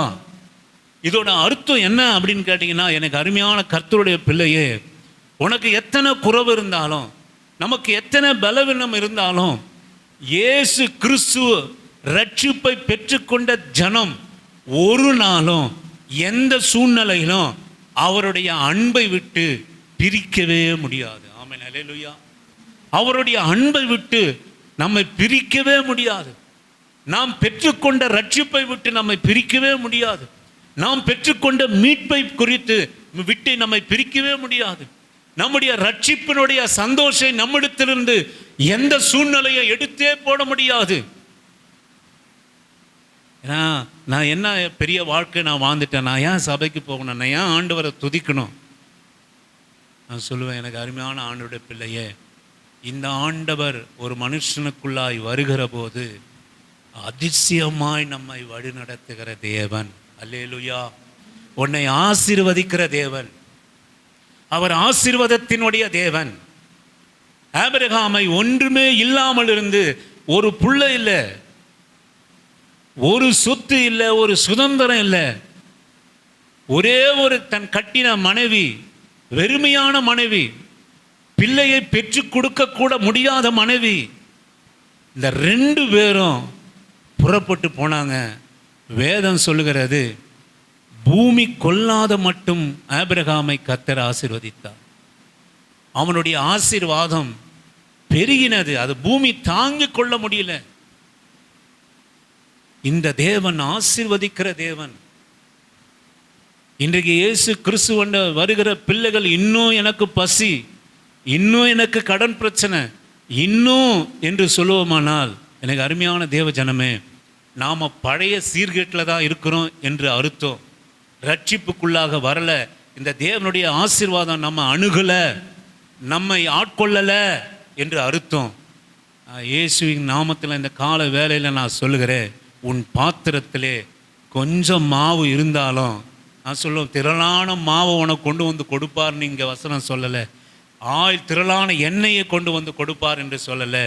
நீ குறுகிய சம்பளம் வாங்குகிற கையா இருந்தாலும் நான் சொல்லுவேன், நீ ஒரு நாளும் அப்பத்துக்காக நீ இறைந்து திரியவே மாட்டா. ஆமென், ஹல்லேலூயா. நீ சாப்பாட்டுக்காக வஸ்திரத்துக்காக நீ ஒரு நாளும் நீ இறந்து திரியவே மாட்டா. உன்னுடைய ஆசீர்வாத குறைச்சல், உன்னுடைய தரித்திரத்தினுடைய குறைச்சல், உன்னுடைய கடன் சூழ்நிலையில் குறைச்சல், பழைய சீர்கேட்டு வாழ்க்கையினுடைய குறைச்சல், பழைய கையின் பிரயாசம்லாம் வட்டிக்காரனுக்கு போய் கொண்டிருந்த குறைச்சல், பழைய சீர்கேடெல்லாம் மருத்துவமனைக்கே சென்று கொண்டிருந்த குறைச்சலை கர்த்தர் நீக்கி நீ கொஞ்சமாக சம்பாதித்தாலும் அதில் மாவு குறைவதும் இல்லை, எண்ணெய் குறைவதும் இல்லை, அதில் இருந்து கொண்டே இருக்கும். ஆமென், ஹல்லேலூயா. நீ சாப்பிட்டுனே இருப்பா, நீ உடுத்திட்டே இருப்பா, நீ சமாதானமாக இருப்பா, நீ சந்தோஷமாக இருப்பா. உன் சந்தோஷத்துக்கு ஒரு குறைச்சலும் இருக்காது. மூன்றாவது காரியம், ஆசீர்வாதனுடைய சீர்கேட்டை கர்த்தர் நீக்குகிற காரியம், அற்புதமாக நம்ம வாழ வைக்கிற காரியம். அற்புதமாக வாழ வைப்பாருங்க. நீ குறைச்சலான சம்பளம் வாங்கின, நீ எவ்வளவு சம்பளம், அவங்கெல்லாம் அத்தனை சம்பளம் வாங்குறாங்களே, நான் குறைச்சலான சம்பளம் தானே வாங்குறேன். நான் சொல்லுவேன், உன்னை மகிமையாய், உன்னை கனமாய், எவ்வளவோ லட்சம் சம்பளம் வாங்குறவங்க கூட அநேகருக்கு முன்பாக கனமாக இல்லைங்க. அவனுடைய குணம், அவனுடைய செலவு, அவனுடைய வீணான கையின் செலவெல்லாம் போய் கொண்டு இருக்கும். குடிக்கு போகும், ஜூதுக்கு போகும், வேசித்தனத்துக்கு போகும். இந்த பாக்கெட்டில் போட்டால் அந்த பாக்கெட்டில், ஓட்ட பாக்கெட்டில் போய் கொண்டு இருக்கும். ஆனால் ஆண்டவருடைய பிள்ளைகளுடைய வாழ்க்கையில் அவர்களுடைய சீர்கேட்டு நீங்கினதற்குண்டான அடையாளம், இந்த ரட்சிப்பு நமக்குள்ளாக வந்ததற்குண்டான அடையாளம், இந்த சுவிசேஷம் நமக்குள்ளாக கிரியை செய்வதற்கென்ற அடையாளம், நீ உண்மையிலே கர்த்தருடைய ரட்சிப்பினால் மீட்கப்பட்டிருக்கிறாய், தேவனுடைய பிள்ளைகளாய் வாழ்கிறாய் என்பதற்கு அடையாளம். நீ கொஞ்சமாக உன் கையில் இருந்தாலும் அதை ஆசீர்வாதமாய், அற்புதமாய் நம்முடைய வாழ்க்கையிலே அதை போஷிக்கிற தெய்வம் ஒருவர் உண்டு. ஆமென், ஹல்லேலூயா. அந்த சீர்கேடு, கடன் பிரச்சனை, வீணான செலவுகள், வீணான வட்டி காரியம், வீணான காரியங்களை நம்ம எடுத்து போட்டு, நான் சொல்லுவேன், நம்ம சாதாரண சாப்பாடு சாப்பிட்டாலும் நம்மை திருப்தியா, முகப்பொலிவோடு கூட, பலத்தோடு கூட இருக்கிறவன் என்னதான் அசைவ உணவோ அந்த உணவை சாப்பிட்டு பலமாக இருப்பதை காட்டிலும் ரகசியம், தேவன் நமக்காக பிள்ளைகளுக்காக வைத்திருக்கிற கூடாரத்தில் வைத்திருக்கிற ரகசிய செயல். அதுதான் யோபு சொன்னான், ரகசிய செயலை என்கிட்ட வச்சிருக்கிறீங்களே, என் கூடாரத்தில் தேவனுடைய ரகசிய செயல் விளங்கினது, இதுதான் அந்த ரகசியம். நீ கொஞ்சம் வருமானம் வாங்கினாலும் அதில் அமைதியாய், சமாதானமாய், திருப்தியாய், சந்தோஷமாய் அதை சாப்பிட்டு உன் நாட்களை நீ கடந்து செல்வா. இதுதான் அந்த ரகசியம். ஆண்டவருடைய ஆசீர்வதிக்கப்பட்ட அப்பம், சாபத்தினுடைய அப்பம் இல்லை. இனி அநேகர் விலை உயர்ந்த சாப்பாட்டை சாப்பிட்டாலும், விலை உயர்ந்த வஸ்திரத்தை தரிப்பித்தாலும், நான் சொல்லுவேன் சபிக்கப்பட்டதாக அது இருக்கிறது. நான் சொல்லுவேன் ஆசீர்வதிக்கப்பட்ட அப்பம், நீ சாப்பிடுகிற தானியலே, நீ சாப்பிடுகிற பருப்பு முதலையான காய்கறியிலே, உன்னுடைய தானியங்களிலே உன்னுடைய முகம் ராஜாக்களுடைய முகத்தை போல அதை பொலிவாக வைக்கக்கூடிய ஆசீர்வாதம். ஆமென். உன்னை கனம், மகிமை, ₹1,00,000 சம்பளம் வாங்காதவனுக்கு உண்டான அல்லாத மகிமையை கூட உன்னை சிறுமியாக சம்பளம் வாக்கின மற்றவர்களுக்கு முன்பாக உன்னை மகிமையாக வைப்பார். ஆமென், அல்லேலூயா, ஆமென். இன்னைக்கு உலகத்தில் குடிச்சு அழிச்சு ஜூதாடுகிறவனுக்கு எவனா கடன் கட்டா ஈஸியாக கொடுப்பான். ஏன் கட்டினா அவன் பாவம் அப்படின்னுவான். நீ வாங்குற கொஞ்சம் சம்பளத்தில் உண்மையும் உத்தமமாக இருந்தால் உண்மையான தேவைக்கு நீ போய் யாருக்கிட்டனா கேட்டாலும் உனக்கு தரமாட்டான். ஏன்னா அவனுடைய நினப்பில் அவனுடைய எண்ணம் என்னன்னா, நீ உஷாரானவன், நீ ஜாக்கிரதையானவன், அவன் அழிக்கிறவன், அவன் பாவம், அவன் ஐயோ ரொம்ப பாவம், அவங்ககிட்ட ஒன்றுமே இல்லை. ஏன்னா வாங்குகிற சம்பளத்தெல்லாம் மதுபானத்திற்கும் தன் இஷ்டத்துக்கும் செலவழித்து தன் போக்கிலே தன் இஷ்டத்துக்கு கையின் பிரயாச செலவழிப்பான். ஆனால் அவங்ககிட்ட ஒன்றும் இருக்காது. அவனை உலகம் என்ன சொல்லணும்னா பாவம் சொல்லும். ஆனால் நீ ஒரு 10,000 சம்பளம் வாங்கி கண்ணியமாக சிக்கனமாக உண்மையும் உத்தமமாக வாழ்ந்தன்னா அவன் உஷாரு, அவன் மோசமானவன். ஏன்னா நீ வாழ்ந்துடுற. கனமும் மகிமையமாக குறைஞ்ச சம்பளத்தில் மற்றவர்களுக்கு முன்பாக கௌரவமான மகிமையான ஒரு வாழ்க்கையை வாழற. நீ யாரு? மோசமானவன். அவன் யாரு? பாவமானவன். நீ யாரு? உஷாரானவன். அவன் யாரு? கொடுக்கப்படக்கூடியவன். உனக்கு கொடுக்க மாட்டான். ஏன் நீ இந்த 10,000 கொடுத்தா நீ அதை நீ பல மடங்கா மாத்திர ஆளு. நீ ஒரு 10,000 ரூபாய் உனக்கு கிடைக்குமானால் அதை பல மடங்கா ஆசீர்வாதமா மாற்றக்கூடியவன் நீ. அதனால உலகம் உன்னை கொடுக்காது, ஆனா அவனுக்கு கொடுக்கும். ஏன் கேட்டா அந்த 10,000 சீரழிக்கிற அவன், அதனால அவனுக்கு உலகம் கொடுக்கும், உனக்கு கொடுக்காது. நான் சொல்லுவேன், அது ஆண்டவருக்கு மகிமையா இருக்கும். நீ சொல்லுவாங்க, நம்மளை பார்த்து சொல்லுவாங்க, அது என்ன சம்பளம் வாங்குறது தெரியல, அது எப்படி செலவு பண்ணது தெரியும். ஒரு நாளும் நான் சொல்லுவேன், இன்றைக்கெல்லாம் நல்லா சம்பாதிக்கிறாங்க, என்னென்னவோ பண்ணுறாங்க. ஒரு பொண்ணுக்கு கல்யாணம் பண்ணுறதுக்கு மூக்கால அழுகுறாங்க. நான் எப்படி பண்ண போகிறேன்னு தெரியலையே, நான் எப்படி பண்ண போகிறேன்னு தெரியலையே, நான் என்ன பண்ண வரவங்க போகிறவங்கட்டெலாம் புலம்புறாங்க. நிறைய பேர் அந்த காரியத்தை செய்கிறாங்க. ஆனால் கர்த்தருடைய பிள்ளைங்க, நான் சொல்லுவேன், என் கையில் என் தங்கைக்கு திருமணம் பண்ண சொல்ல நான் உட்காந்து 2 நாளுக்கு முன்னாடி ஆலோசனை பண்ணேன். ஆண்டவர், நீங்கள் எவ்வளோ அருமையாக நீங்கள் நடத்துனீங்க அப்பா.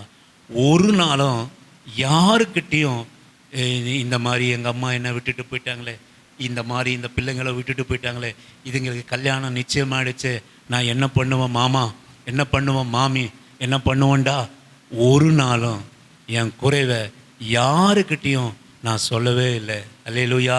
இதற்கு காரணம் என்ன அப்படின்னு கேட்டிங்கன்னா, என் சீர்கேட்டை ஆண்டவர் எடுத்து போட்டார்.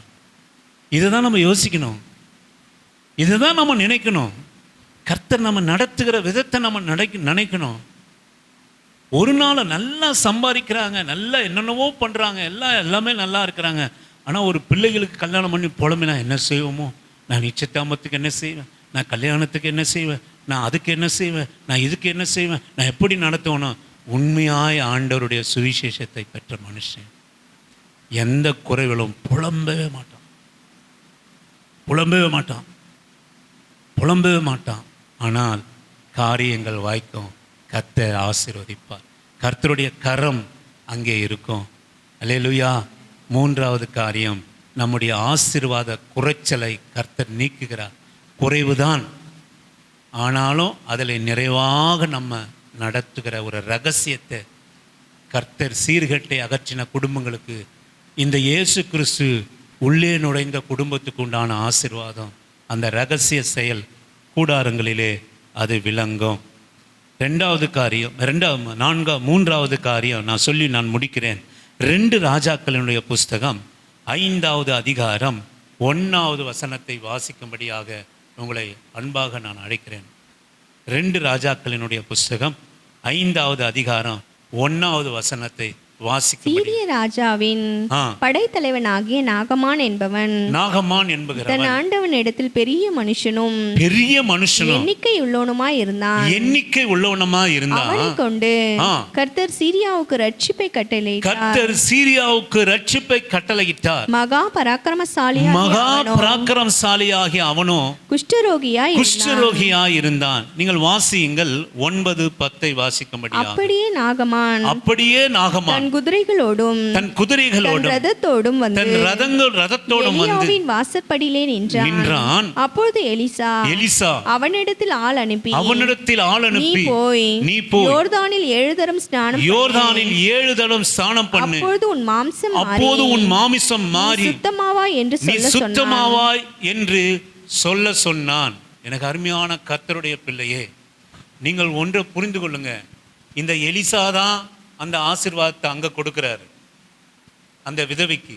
இதே எலிசா தான் இந்த நாகமானுடைய குஷ்டத்தை நீக்குகிறார். ஆனால் ஒரு தீர்க்கதரிசியே கர்த்தர் இவ்வளவாக வல்லமையோடு பயன்படுத்துகிற போது வேதம் சொல்கிறது, யோவான் ஸ்நானகன் என்ற தீர்க்கதரிசியை காட்டிலும் ஒரு மிகப்பெரிய தீர்க்கதரிசி முன்பாகிலும் பின்பாகிலும் தோன்ற போவது இல்லை என்று வேதம் சொல்கிறது. யோவான் ஸ்நானகன் அப்படி வல்லமையுள்ள தீர்க்கதரிசியாக அவன் இருந்தான். ஆனால் அந்த யோவான் ஸ்நானகன் சொல்கிறான், இயேசு கிறிஸ்துனுடைய பாத இரட்சத்தை அவிப்பதற்கும் நான் பாத்திரன் அல்ல, அவர் பெருகவும் நான் சிறுகவ வேண்டும். எலிசாவை விட யோவான் ஸ்நானகன் மிகப்பெரிய வல்லமையுள்ள ஒரு தீர்க்கதரிசியானவர். ஆனாலும் அந்த யோவான் ஸ்நானகன் சொல்கிறார், ஆண்டவருடைய இயேசுனுடைய பாதத்துடைய இரட்சத்தை நான் அவிப்பதற்கும் பாத்திரமான அல்ல, அவர் பெருகவும் நான் சிறுகவ வேண்டும். ஒரு எலிசா தீர்க்கதரிசி இப்படிப்பட்ட அற்புதங்களை ஒரு தனிப்பட்ட மனுஷனுடைய வாழ்க்கையிலே குடும்பத்திலே செய்யக்கூடுமானால், இந்த ஆண்டவரை தேடி வருகிறவர்களுக்கு, இந்த மிகப்பெரிய தீர்க்கதரிசியான இயேசு கிறிஸ்துவை தேடி வருகிறவர்களுக்கு, அல்லது அவர் தேடி வருகிறவர்களுக்கு எப்படிப்பட்ட அதிசயத்தை செய்ய அவர் வல்லமை உள்ளவரார் இருக்கிறார் என்பதை நீங்கள் நிதானித்து பாருங்கள். மூன்றாவது காரியம், இந்த நாகமான் குஷ்டரோகியா இருக்கிறான். இந்த குஷ்டரோகம் எதை முதலாவது நாசப்படுத்துமானால், ஒரு மனுஷனுடைய தோலை அது அசிங்கப்படுத்தும், மாமிசத்தை அசிங்கப்படுத்தும், உறுப்புகளை அசிங்கப்படுத்தும். அது மிகுந்த ஒரு துர்நாத்தை, இந்த மாமிசமும் இந்த தோலும் அழுகுகிற போது மிகுந்த ஒரு துர்நாத்தத்தை கொடுக்கும். அவன் வல்லமையுள்ளவனாக பராக்கிரமசாலியாக இருந்தான், ஆனால் அவன் குஷ்டரோகியாக இருந்தான். எலிசாவிடத்திலே தேடி வந்தபோது, நீங்கள் வாசிங்கள் 14வது வசனம், அதே 14வது வசனம். அதற்கு அவன், அப்போது அவன் இறங்கி, அப்பொழுது அவன் இல்ல சிஸ்டர் 14வது வசனம். அப்பொழுது அவன் இறங்கி தேவனுடைய மனுஷன் வார்த்தையின்படியே யோர்தானில் 7 தரம் முழுகின போது அவன் மாம்சம் ஒரு சிறு பிள்ளையின் மாமிசத்தை போல மாறி அவன் சுத்தமானான். இதே போல நீங்க கவனிங்க, லாசரு 4 நாள் அழுகிய பிணம்,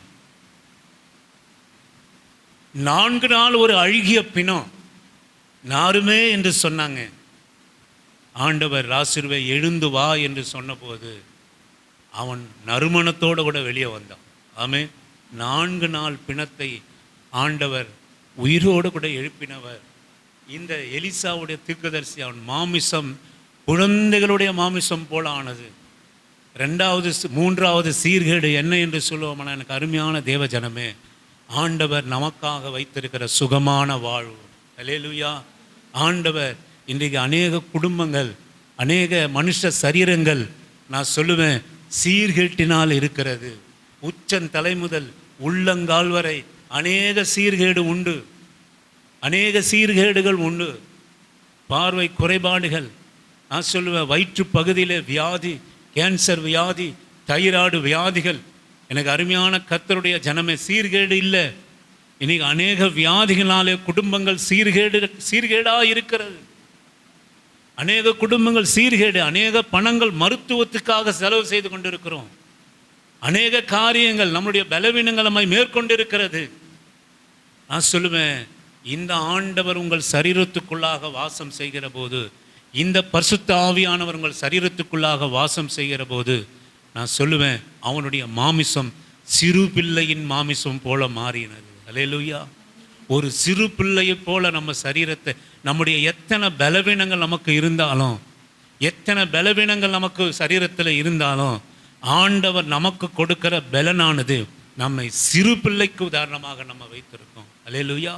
சிறு பிள்ளைக்கு உதாரணமாக, சிறு பிள்ளைக்கு நடைக்கு உதாரணமாக, சிறு பிள்ளைகளுடைய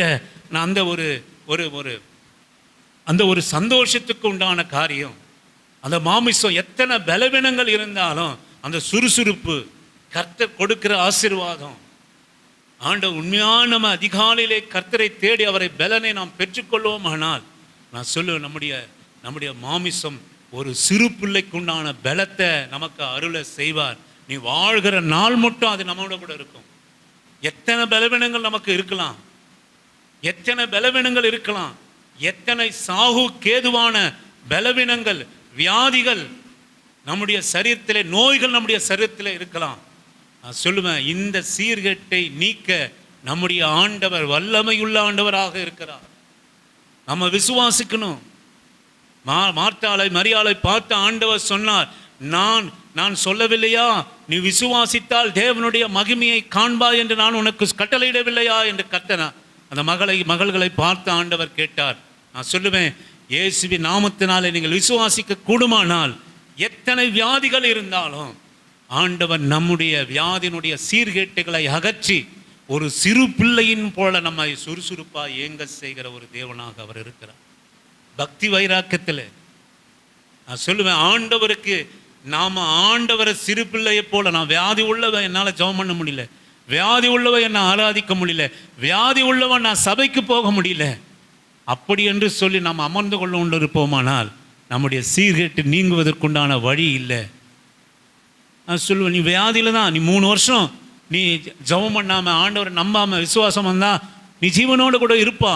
ஆனால் இந்த 3 வருஷம் நீ கஷ்டத்தில் தான் கடந்து வந்திருப்பா. 3 வருஷம் நீ வழியில் தான் கடந்து கொண்டிருப்பா. 3 வருஷம் அநேக இழப்புகளை தான் நீ கடந்து வந்திருப்பா. 3 வருஷம் உன் பக்தி கடந்து போயிருக்கும், உன் ஜெபம் இல்லாமல் இருந்திருக்கும், ஒரு ஆராதனை இல்லாமல் இருந்திருக்கும், உன் சபை கூடுதல் இல்லாமல் இருந்திருக்கும்.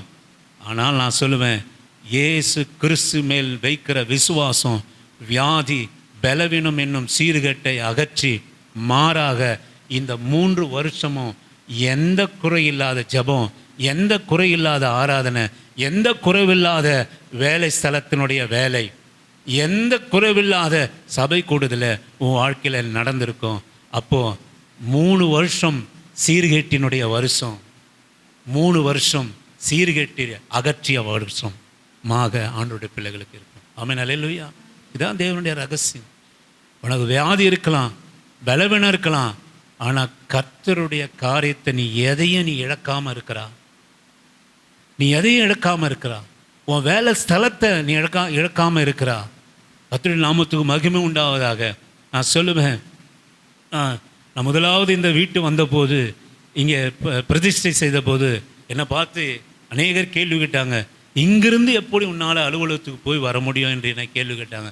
நான் சொன்னேன், முடிந்தால் போக போகிறேன், இல்லை லீவை போட்டுட்டு மாதத்தில் நான் 4 நாள் லீவு போட்டு. நானும் அப்படித்தான் நினச்சேன். இவ்வளோ தூரம் வந்துட்டோம், கட்டிட்டோம், முடிஞ்சால் வேலைக்கு போவோம், அல்லது லாஸாக பேனாலும் கவலை கிடையாது, நம்ம லீவெல்லாம் போனாலும் கவலை கிடையாது, நம்ம லாஸாக பேரில் கூட வீட்டில் உட்காந்துருக்கலாம், குறைந்த வருமானத்தை குடும்பத்தை நடத்தலாம், கர்த்தர் கொடுத்துட்டார், வந்துட்டோம், வாழலாம் என்கிற எண்ணத்தோடு கூட வந்தேன். இயேசுவின் நாமத்தினால இன்று நான் சொல்லுகிறேன், என்னுடைய சிஎல் அப்படியே இருக்கிறது, என்னுடைய இஎல் 300+15 அப்படியே இருக்கிறது. ஆமென். இதுதான் கர்த்தருடைய மகிமை. உங்களுக்கு என்ன புரிஞ்சதுன்னு தெரியல. எத்தனை பலவீனங்கள் இருந்தாலும் ஆண்டவர் உங்கள் காரியங்கள், உங்கள் பக்திக்குள்ள காரியங்கள், உங்கள் ஆரோக்கியம், உங்கள் வேலை ஸ்தலம், உங்களுடைய எல்லாவற்ற காரியத்தும் எதுவுமே தடையில்லாமல் நம்முடைய வியாதியின் பலவீனத்தை சீர்கேட்டில் நம்மை வைக்காமல் நம்மை சீர்கேட்டை அகற்றி ஒரு சிறு பிள்ளையைப் போல கர்த்தர் நம்மை நடத்த அவர் வல்லவராக இருக்கிறார். அல்லேலூயா. இதெல்லாம் நீங்கள் விசுவாசிக்கணும். சும்மா கேட்டுட்டு ஏதோ கேட்டோன்னு போகிறதில்ல. இதெல்லாம் நீங்கள் என்கிட்ட பேசுனீங்களா ஆண்டவரே? இதெல்லாம் யாருடைய வார்த்தை? இதெல்லாம் எங்கேருந்து நம்ம பேசுகிறோம், தியானிக்கிறோம்? என் சொந்த வார்த்தையா? இல்லவே இல்லை. இது கர்த்தருடைய வார்த்தை. இது பொய் அல்ல, இது ஒரு மற்ற இதிகாசங்கள் போல அல்ல, இதெல்லாம் நடந்த காரியங்கள். இங்கிருந்து பேசுகிறோம். இதை விசுவாசத்தினாலே நீங்களும் நானும் பெற்றுக்கொள்கிறோம் என்று கர்த்தர் முத்திரை தரித்து வைத்திருக்கிறார். எனக்கு அருமையான கர்த்தருடைய பிள்ளையே, ஆண்டவர் நம்முடைய வாழ்க்கையில் வருவாரானால் ரட்சிக்கப்பட்டதுக்குண்டான அடையாளம் என்ன அப்படின்னு கேட்டிங்கன்னா, எனக்கு அருமையான ஆண்டவருடைய பிள்ளையே, நான் சொல்லுவேன், நம்மை மறுரூபமாக நம்மை ஆண்டவர் மாற்றுவார். உன் வார்த்தையில் வித்தியாசம், உன் வாழ்க்கையில் வித்தியாசம், உன் கையின் பிரயாசத்தில் வித்தியாசம், எல்லாவற்றிலும் உன்னை மறுரூபமாக ஆண்டவர் மாற்றுவார். இதுதான் ஆண்டவர் ஆண்டவர் நம்மை ஆட்கொள்கிறார், நம்ம குடும்பத்தை ஆட்கொள்கிறார் என்பதற்கு அடையாளம். 2வது காரியம், எனக்கு அருமையான ஆண்டவர் பிள்ளையே, நீ வனாந்திரத்திலே அலைந்து திருப்தியை தேடுவர்களாக இருக்க மாட்டா. வனாந்திரத்தில் அலைஞ்சு யார் வீட்டிலையோ போய் உன் சந்தோஷத்தை தேட மாட்டான். ஏதோ ஒரு உறவிடத்தில் நீ போய் சந்தோஷத்தை தேட மாட்டான். என் வீடு குடிசை, அங்கே அந்த அக்கா வீடு பெருசு, அந்த அக்கா வீட்டில் நான் போய் பேசுவேன். நான் இங்கே தனிமையில் இருக்கிறேன், அங்கே போனால் ஒரு 4 பேர் எனக்கு பேசுவாங்க. நான் சொல்லுவேன், உன்னை வனாந்திரத்தில் அலைய விடுகிற தேவனாக இருக்க மாட்டான். அது ஒரு சீர்கேடு. வனாந்திரத்தில் அலைந்து திரிகிறது ஒரு சீர்கேடு. அவன் வீட்டில் வச்சான், வீட்டில் இருக்க மாட்டான். சங்கிலியில் கட்டி போட்டான், அங்கே அடங்க மாட்டான். அறுத்துக்கொண்டு போய் வனாந்திரத்தான். ஏன்னா அவனுக்கு பிரியாதான், பிசாசு அவனுக்கு பிரியம். அதுதான், நீ அசிங்கப்படணும், நீங்கள் வெக்கப்படணும், உனக்கு சொந்தமில்லாத இடத்துல நீ போய் பேசணும், உனக்கு சொந்தமே இல்லாத காரியத்தில் நீ தலையிடணும். இதுதான் பிசாசு. சொந்தமே இல்லாத காரியத்தில் நீ தலைவிடணும், மூக்கு நுழைக்கணும், வாயை நுழைக்கணும். பிசாசோட காரியம் தான். அமைதியாக உட்காந்து உனக்கு கொடுத்த சுதந்திரத்தில் அழகாக ஒரு சமையலை பண்ணி சாப்பிட்டு பிள்ளைகளோட கூட, வீடு வாசலோட கூட, செடிகளோட கூட உன்னை தேடி வருகிற மனுஷர் அல்லது நீ தேடி போகிற மனுஷரிடத்திலே ஆண்டவருடைய சுவிசேஷத்தை அறிவிக்கிறவளாக ஒரு வாழ்க்கை வாழ்கிற வாழ்க்கை ஆண்டவர் நம்மை சீர்கேட்டு அகற்றுகிற வாழ்க்கை. 2 கொஞ்சம் மாவு கொஞ்சம் எண்ணெய் தான் இருக்குது என்று சொன்னாலும், நான் தரித்திரத்தை நம்மகிட்ட அகற்றி, மரணத்தை போதுமில்லாத பசி பட்டினி நம்மகிட்ட அகற்றி, கடன் வாழ்க்கை நம்மகிட்ட அகற்றி, நான் சொல்லுவேன், ஆண்டவர் கொஞ்சம் மாவையும் கொஞ்சம் எண்ணெயும் எல்லா விதத்திலும் அதை குறைந்தே போகாத அளவு நீ எத்தனை குறைவாக சம்பளம் வாங்கினாலும் அதில் உன்னை சந்தோஷமாய் மகிழ்ச்சியாய் உன்னை ஆசீர்வதித்து நடத்துகிற கர்த்தர். 4வது காரியம், நம்முடைய வாழ்க்கையில் எத்தனை பலவீனங்கள் நான் இருந்தாலும் உன் வேலையை, உன் செயல்பாடுகள், உன் பக்தியினுடைய காரியங்கள் எதையும் தடைபடாமல் இத்தனை ஆண்டுகள் உன் மரண பரியந்தும் கர்த்தர் நடத்துவாரானால், நான் சொல்லுவேன், நீ ஒரு சிறு பிள்ளையின் மாமிசம் போல நீ அற்புதத்தை நீ கண்டு கொண்டிருக்கிறா, நீ பெற்று கொண்டிருக்கிறாய் என்பது அர்த்தம். பலவீனங்களை சொல்லி சொல்லி நீ படுக்கையாக இருப்பதை விட உன் பலவீனங்களிலே ஒரு பலன் உண்டு, ஆண்டவருடைய பலன் என்மேல் விளங்குகிறது என்று சொல்லி அந்த சந்தோஷத்தினாலே அவருக்கு மகிமை செலுத்தி, நான் வியாதி உள்ளவன் தான், நான் பலவீனம் உள்ளவன் தான், ஆனாலும் ஆண்டவர் என்னை இத்தனை நாட்கள் என்னை நடத்துகிறாரே என்று சொல்லி உன் பலவீனத்திலே அவருடைய பலன் பூரணமாய் விளங்கினதை பற்றி ஒரு சந்தோஷம் உனக்கு இருக்குமே. ஆனால் நான் சொல்லுவேன், கர்த்தர் உன் வியாதியினுடைய சீர்கேட்டை அகற்றினார் என்று அர்த்தம். உன்னுடைய தரித்திரத்தின் சீர்கேட்டை அகற்றினார் என்று அர்த்தம். உன் வனாந்திரத்திலே உன்னை சுற்றித்திருந்த சீர்கேட்டை அகற்றி உன் வாசலிலே உன்னை மகிமையாய் சந்தோஷமாய் இருக்க வைத்தார் என்று அர்த்தம். உன் பழைய சீர்கேட்டினுடைய வாழ்க்கை எல்லாம் நீங்கி உன்னை மறுரூபமாக்கின சீர் உள்ள ஒரு வாழ்க்கையை ஆண்டவர் உன்னை கொடுத்திருக்கிறார். இந்த இயேசு நமக்குள்ளா வருகிற போது, இந்த சுவிசேஷம் நமக்குள்ளா வருகிற போது, இப்படிப்பட்ட சீர்கேடுகள் அகன்றி நம்மை சீர்வுள்ளவர்களாய் சீர்படுத்தி நடத்த நம்முடைய ஆண்டவர் வல்லவராக இருக்கிறார். ஆமென். அல்லேலூயா, அல்லேலூயா. இந்த வசனத்தை நீங்கள் மறக்காமல் ஆண்டவரை நோக்கி, ஆண்டவரே தகப்பனே, கண்களை மூடி, ஆண்டவரே எல்லாரும் கேளுங்கப்பா, என்னை மறுரூபமாக்கிடு ஆண்டவரே, என்னை மறுரூபமாக்கிங்க ஆண்டவரே, மறுரூபமாக்கிடும் மகிமையின் மேகமே, உம்முக சாயலா ஒரு மாற்றும் தெய்வமே, இரவல்ல பகலல்ல இதயம் உமக்காக துடிக்கணுமே, என் நினைவெல்லாம் பேச்செல்லாம் நேசரே நீராக மாறணுமே. ஆண்டவரே, நீங்கள் எங்ககிட்ட வந்தீங்க, ரட்சிப்பை தந்தீங்க, மீட்பை தந்தீங்க, சிலுவையில் இருக்கிற ஆசீர்வாதம்லாம் நான் சுதந்திரித்து கொண்டேன் என்பதற்கு அடையாளம் என்கிட்ட இருக்கிற சீர்கேடு நீங்கணும்ப்பா. என் குடும்பத்தில் இருக்கிற சீர்கேடு நீங்கணும். எல்லாம் ஜெபம் பண்ணுங்க. ஆண்டவரே, அப்பா, பிதாவே, கர்த்தராகிய இயேசுவே, பரிசுத்த ஆவியானவரே, என் சுபாவத்தினுடைய சீர்கேடு நீங்கட்ட ஆண்டவரே.